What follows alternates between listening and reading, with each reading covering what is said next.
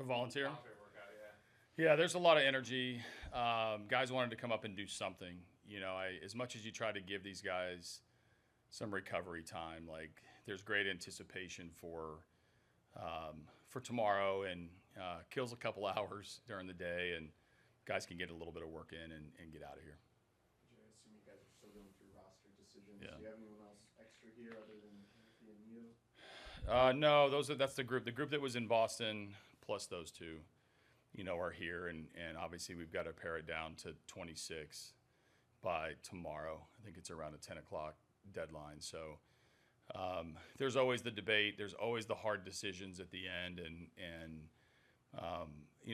most likely they're pitching decisions. I'm expecting us to carry all the position players who were in Boston to end the year. I would expect to be active, and then decide how many pitchers we're going to use and how to configure it in order. For Colt, is there any chance that we see him in this series? Oh, yeah, Colt's here too. Colt's going to be here. He's not going to be active. He's going to come and continue his rehab. He's not here yet. He's flying over after he does his rehab today in Detroit. But he'll join us, so you'll see him tomorrow. But he's not going to be on the active roster. Is there optimism that at some point in the near future, if you guys advance, that he could be in play for We you? hope so. I mean, we don't know because there's a lot of time between now and then. But one of the reasons that we're going to bring him here is to be a part of this group and get his work in and start to increase the volume and intensity of his work. And then we have to make a judgment call. Let's just hope we have that judgment call to make, which is because we won the series. So we want him around this team and ready to go. Do you have anything set in stone for pitching beyond Skubal? Tarik definitely set in stone. So, we're going to talk about it again today. I'm about to go to a meeting after this and go over both the last minute roster decisions and game 2 and potential game 3. So, obviously Jack and Casey are the two most likely candidates, and both have strengths that could help us. We're going to kind of go over every scenario. So the good thing about the playoffs and the wild card round and how fast it gets here is that we certainly know Cleveland. They know us. We obviously have had all of our pitchers pitch against these guys in the last 10 days, 12 days. So we'll sort it out and hopefully have something for you tomorrow. Is there a conventional wisdom on whether greater familiarity helps more the pitching side or the hitting side of the equation? I don't know. I think in my time in the game, I feel like it's all relative to who dominates, right? When a pitcher gets hit, we often shift it towards that it was advantage hitter, and when the pitcher dominates, it's advantage pitcher because he can make adjustments faster. But I don't think it really matters when you get into this setting. It is kind of weird to think that we've played these guys so many times in the last couple weeks, and then we start the playoffs with them. I think when it doesn't necessarily make Gavin Williams easier to hit or Tarik Skubal. It doesn't present any more challenges for him than what's already there. So, kind of it's in the eye of the beholder a little bit on what it means to play a team that these guys have faced.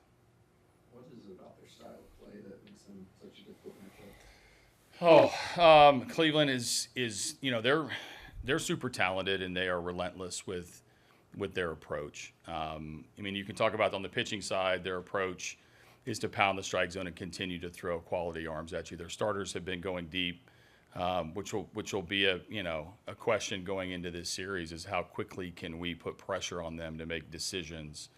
And what you get rewarded for by that is going into an elite bullpen. So they're difficult matchup wise from a pitching standpoint. On the offensive side, Cleveland has really, despite me always talking about Jose Ramirez when we play them, their length of their lineup of where they put the ball in play and put pressure on you, it can do a lot of different things. They usually get the platoon advantage. They are relentless with coming at you with small ball. They obviously, it feels like every time that a big spot comes up, they get to insert Jose Ramirez into that spot no matter where we are in the order, because he seems to come up with guys on base all the time. So whether it's Quan getting on base for him or Martinez has floated in there, Schneemann has floated in there, they present challenges for us because of the ball in play.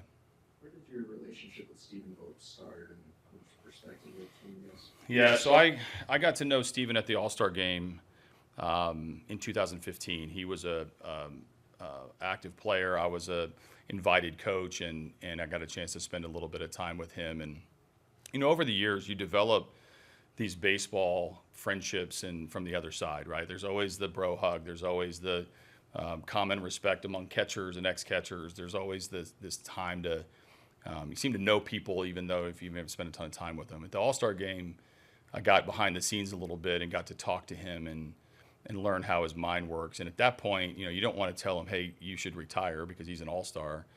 But I started, kind of hitting on him about getting into coaching and if he ever wanted anything to let me know. So when he came off the field, which was a remarkable career, but also a remarkable exit, with the whole kids thing and his family and things that are so important to him, I put the full court press on him to potentially come to work. And so got to recruit him a little bit and got close until hometown team in Seattle took him and put him in the bullpen. So I've always had a great respect for him and how his mind works. And now we're seeing it play out, fully at the highest level as one of the better managers and tougher managers to manage against because he's willing to do anything.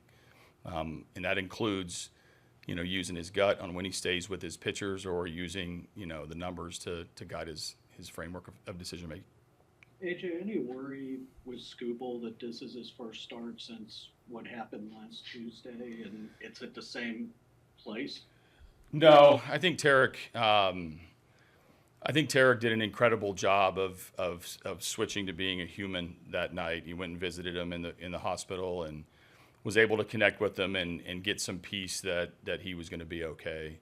And then he's gone about his normal work. So no, I don't think Tarik will be impacted by much of anything other than the adrenaline he needs to control going into game one of a playoff series, which is something he's done before. We were in this exact position last year, and he went in and had an incredible game, using that energy and that adrenaline. When it comes to Cleveland and the incident last week with Fry, I think Tarik has come to peace with that. It was an unfortunate incident, and David's going to be okay. That probably did not surprise you that he was concerned enough to go visit. No, Fry in the hospital. not at all. So take us. You know him better than we do in Cleveland. Just what is he like as a person? Well, one of the what you see on the field is what you see off the field. Like he is a super respectful, highly motivated, like driven athlete to be good, and that's how he runs his family too. Like he's a great father, he's a great husband, he's super consistent with how he goes about his business. He's very methodical, he's prepared. Like everything about him is sort of one and the same. Now you see an intense competitor when you get him on the field. And when his kids get older, I bet he's going to try to beat him at board games. Like that's kind of what he's about. So I think for him, being able, as he's matured in the game and where his status has grown, he's done an incredible job of being able to bring that human in him out on the field. You see the interaction with players, you see the banter, you see, walking off, strutting off the mound and inciting the crowd. Like there's a lot of that has grown over the years because of how comfortable he is as a person first, and then pitcher next. And he's got hardware to back it up. So he's a tough guy to compete against. He's an easy guy to compete with. AJ, you mentioned that competitive fire on the field. I've also noticed Skubal, in between innings, he's actually seems to be rather loose. You see him talking to Feder often and almost laughing in between innings. Obviously, when you're having that success, you have that confidence. But have you noticed that too? And at what point during his career did that become clear that he's normal, that he can be a normal person in the middle of the competition? It's grown. I think when you're young and you're trying to figure it out, I think people see Tarik right now and they think that he has been this way his whole career, and this has been a work in progress. He has evolved as a strike thrower. He's evolved in his repertoire. He has tweaked his stuff. He has grown physically, and so he has developed at this level with a ton of attention on him through some pretty lean years in Detroit. He had to navigate injury. He had to navigate losing. He had to do a lot to get to this point, and he's learned something every step along the way. So I think experience does help you become more and more comfortable in those moments, whether it's reviewing a good inning, a bad inning, whether it's handling success, handling failure. So it hasn't just clicked one time. It's been a growing sense of accomplishment for him. And I would say, completing his season last year in the regular season and stamping it with the Cy Young is always going to give a guy some stability in his world that he's among the elite. There are only so many pitchers who have that hardware. And once you get to the top of that mountain, the best part of Tarik is he got right back to the bottom of that mountain and he's climbing it again. And he's, hopefully going to win another one this year. When discussing Cleveland's lineup, what makes Rocchio a dangerous player, especially in a short series? Because you guys got to see it during the divisional last year. Yeah, so Rocchio is again another young player who's starting to learn who he is and what he's been about. And we've watched it from the other side. We saw him at shortstop. Now we see him at second. I think for a young player to be able to have the platoon advantage is a big deal early on. I don't know the person or the human, but I know the player always having, hitting the opposite-handed pitcher is a nice luxury to have. And we've watched it with our guys. Wenzel Perez has grown at the big league level over the last year and a half precisely because he's had tough at-bats, but at-bats where he's had the platoon advantage. So, I think with Rocchio, what I see from the other side is a calm heartbeat. I see him under control. I know that he's going to bring that defensively. And as more and more offensive at-bats have – I've watched from the other side of him being comfortable in the moment. The ball in play is going to help him too. So it's I think it's fun for me to look around the league and watch these young players grow, and then a year later look at what they are, and a year later after that. It's tough when they're on the other side and they get better, but he's gotten better, and I think that's a hat tip to him and the staff over there. AJ, for those of us that weren't with you in Boston, can you give us an idea, maybe the sense of relief when you clinched, and the fact that maybe September hasn't gone the way you wanted it to, but that's an understatement. Sure. But I appreciate the respect. Yeah, so I don't know if relief is the right word. I think it's a sense of accomplishment. One of the things that we believe in is playing your whole schedule and making sure that you post for 162. And we had done so well and banked so many wins at the beginning of the season that it allowed for a tough stretch to challenge that, right? But the sense of accomplishment is the same. Like, we don't need to apologize for getting to October the way that we did, because we put up the wins and we played well enough to be an October team. And I would guess Steven's going to come in here and say that we're a real challenge, And I think there's always a need to explain yourself when you're in my shoes or when you're in your team's shoes of why did it happen the way it happened. The reality is, when we set out, we wanted to be a playoff team. We wanted to win the division, and we want to continue on into the playoffs. The one thing that we can't do now is win the division, but we're in the hunt, and we have a chance to win this series as much as Cleveland does. And there's no more talk about how we got there. So the sense of accomplishment was real. The party was real, and our players deserved that moment because we earned it.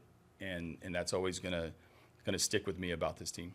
Last year, you were the team left for dead, and you went on a run in August and September.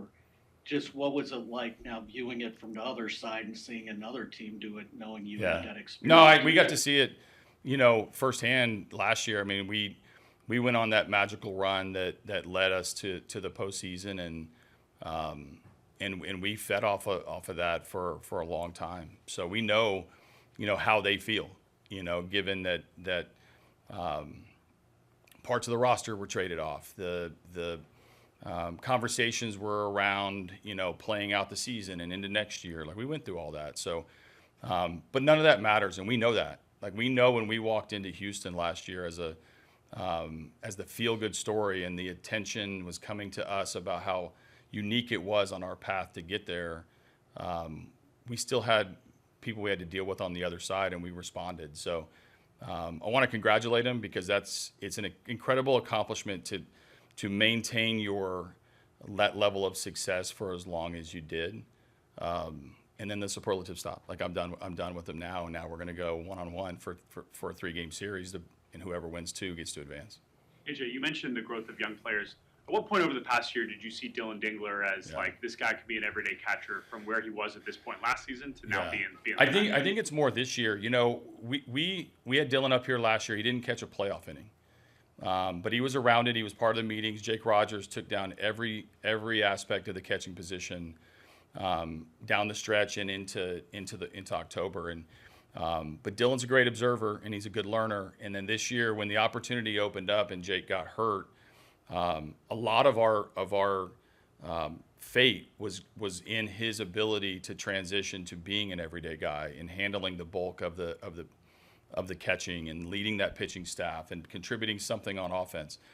But one thing, and I've shared with our local beat before, is that he's always made the adjustment. At every level, he's been better the second time that he's come back after initial experience. And so it shouldn't surprise us, although it usually does when a player gets that much better. But his balance, his preparation, his demeanor, like everything screams everyday catcher and someone you can rely on every single day. And we have. I mean, yesterday was his first day off in a while, and it's getting him ready for this, this next step, which can be a long time if we play well. This will be your 10th start here at this stadium, more than any other place other than America. In my career? Yeah. Oh, wow. Regular season and playoffs. Just what do you like about pitching here? What do you not like about pitching here? What kind of, when you think of this pitching this park, what comes to mind for you? I enjoy pitching here. I mean, the environment's great. You talk about postseason baseball and the noise and kind of the chaos and the rowdiness. I think this place kind of embodies all of that. So I enjoy playing here. 3 starts in a row against these guys. I guess kind of what are your expectations for that? It's pretty unique. I don't care. I'm just trying to win a ball game. That's really the only expectation I have is trying to win tomorrow. Are you look back on the last 2 and draw anything from those, or do you kind of treat it as it is a brand new game? Yeah, sure. I mean, you can kind of, you get a feel for hitters and what they're trying to hit. But I mean, I've said this all year. It just comes down to executing pitches. It really does. You can have a great scouting report and a great plan. If you don't execute, the plan doesn't matter. You know what I mean? So, we'll have a great plan and great game plan, but at the end of the day, when I'm out there, it's about competing and about executing pitches, and that's all that matters. Tarik, a lot of people in Cleveland really admire the fact that you went to visit David Fry in the hospital. So can you just reflect on that visit? Yeah.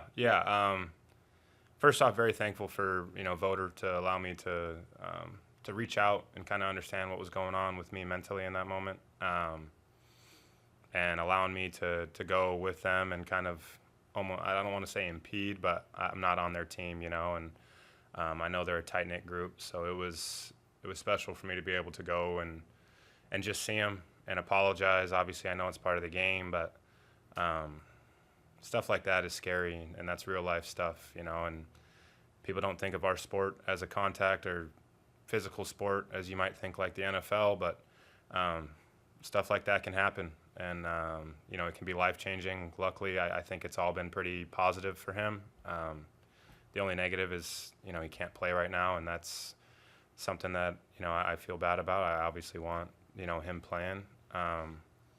But, yeah, I think that's just what you're supposed to do in that situation. It felt like that's what I should do, and I'm very thankful I was able to do that and see he's doing all right. And I saw a video of him on the field yesterday with the guys, and that made me feel a lot better, too. Is it an advantage or detriment that the first start since that will be here against the team, and that you don't have an off season that kind of will first start back here? Or I'm not quite sure I understand the question. From that moment? Yeah, you're making a start here a week later instead of maybe next season coming back here and it being the first start 9 months later, being back in the same spot. That kind of puts me in a bad spot no matter how do I answer that. Yeah, I don't really know how to answer that question. I'm sorry. What are you talking about in the truck with Vote when everything is going, like, is it an awkward truck ride over to the hospital? Or what are you talking about? No, I mean, first off, he's awesome. I got a ton of respect for him across the way. I like the way he manages the game. I like the way it feels like he doesn't take anything too serious. When their catchers don't catch the ball, he gives them the no catch sign. I've watched it for the last 2 years, and it's awesome. It doesn't matter what the situation. They could be down 10, you know, and he still does it, and I'm like, that's pretty cool. But just kind of talked through the whole situation, and, you know, he's like, you shouldn't feel bad at all. I mean, you can't help but feel a little, you know, responsible for the situation. He's like, I feel just as bad because I'm the one who put on the sign, and kind of we talked through that way too. And yeah, and then we just kind of talked baseball, life, his kids, his family, kind of what's going on there. My kids, my family, just checking in on kind of the human element of the game that I think goes overlooked a lot of the time when you're out there competing. So he's a really, really good dude. We've had some pretty special conversations, even after the last playoffs. Like Game 2, I saw him when I was walking to the bus, and he said some really, really cool things that you don't expect to be said to, especially after your team loses in a game like that and we're going home to our home field. So, yeah, I got a lot of respect for him. It seems highly unusual to have that sort of relationship or respect with an opposing manager you've never played for before. Is that, am I making too much of that, or is this like just a really unique situation all the way around? I feel like I know him. You know, we see him so much. I feel like I know him. You know, I've never played for him, but I feel like I know him. I mean, word gets around throughout the league about everybody, you know, and I think it's pretty unanimous that everyone's got a lot of respect for him, and that's why this team, you know, consistently wins. Do you compare the general vibe around the team right now compared to a year from now at the same time going into the playoffs? Just by the way in which you got there, does it feel any different, or is the same vibe there that wasn't there a year ago? Yeah, I don't think it. I mean, we're in the playoffs. That's why you play the game. That's why you prepare. It's why you go to work for the last 7 months. It doesn't matter how we got in, we're in, you know, and I think that's the vibe. And it was the same vibe that we had last year. Obviously, it's kind of like our seasons were flipped, you know, first half, second half, but it doesn't matter now. You know, all that matters is tomorrow's game and this series, and, you know, everybody's, besides the teams that aren't playing in this wild card round, you know, everybody's in the same boat, and doesn't matter how you get there, you just got to go out there and compete and win a baseball game. It's a light face in this Cleveland lineup because it seems like, especially the bottom of the order, has gotten hot in September. Yeah, I think they're a pretty, you know, tough group. They never quit. They got however many guys, you know, 13 or 14 offensively that are going to be, you know, on this roster, and they never quit. And I think that makes the game really fun. You know, I think we kind of have the same group too, so it should be a pretty cool series. Tarik, what have you seen from Dylan Dingler over the past year? How has your relationship grown with him catching most of your starts after, you know, Jake caught every single one of your starts last year? Yeah, he's been great. Outstanding behind the plate. Obviously, with the bat in his hand, he's been really good this year. He can do a lot of things. He can throw. He can backpick. He can get you out of tough situations when you're on the mound. He calls a great game. He's right there with you. You know, he's battling there with you every single pitch. And as far as a pitcher, that's all you can really ask for behind the plate. What do you think it is about him that's allowed him to, you know, grow into this role so young in his career? Yeah, I think a little bit of that is, you know, confidence in himself. I think he's always kind of had that. And then I always say, you know, you need a little bit of success at this level to kind of you know, help bring that confidence out of yourself. And he had that, and he sustained it, which is impressive. You know, his season, I feel like, has been as steady as anybody on our team. So I think that speaks to the guy he is, the teammate that he is, and obviously the baseball player. Tarik, your changeup, has that been the pitch that has always been your most comfortable secondary offering, and how have you seen that pitch, you know, perform this year in particular?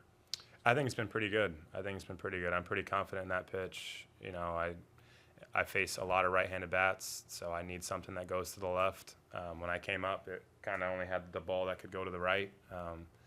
So I needed, and then once you start getting platooned like I was, you need something that goes to the left. And that's just a pitch that's been kind of an equalizer for me. You know, when guys are geared up to hit fastballs and sliders, they tend to get pull happy. Well, it's hard to pull a changeup, you know, when it's going the wrong way, you know, the other way. So it's been a good pitch for me. Tarik, there's obviously been a lot made of it's Cleveland, it's Detroit. You guys have played each other a bunch, the playoff series last year. So take that out of it for a second. Just your postseason experience in general. I'm not asking you to give away state secrets, but do you feel like you're learning from your previous postseason experience where this can be a different go-round for you?